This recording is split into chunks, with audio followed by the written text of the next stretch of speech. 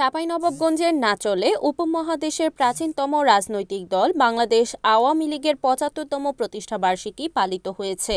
আজ রবিবার সকাল ৯টায় উপজেলা আওয়ামী লীগের দলীয় কার্যালয়ে উপজেলা আওয়ামী লীগের আয়োজনে জাতীয় ও দলীয় পতাকা উত্তোলন, একটি আনন্দ র্যালি পৌর শহরের গুরুত্বপূর্ণ সড়ক প্রদক্ষিণ শেষে দলীয় কার্যালয়ে মিলিত হয়। সেখানে কেক কর্তন, সংক্ষিপ্ত আলোচনা সভা ও দোয়া মোনাজাতের মধ্য দিয়ে দিবসের কর্মসূচি পালিত হয়। উপজেলা আওয়ামী লীগের সভাপতি আবুল হোসেনের সভাপতিত্বে আলোচনা সভায় বক্তব্য রাখেন উপজেলা আওয়ামী লীগের সাধারণ সম্পাদক ও উপজেলা পরিষদের চেয়ারম্যান আব্দুল কাদের।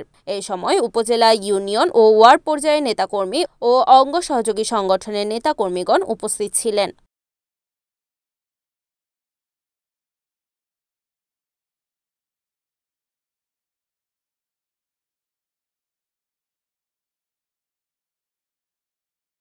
রিপোর্ট মোহাম্মদ সিফাত রানা, NAN TV, চাঁপাইনবাবগঞ্জ।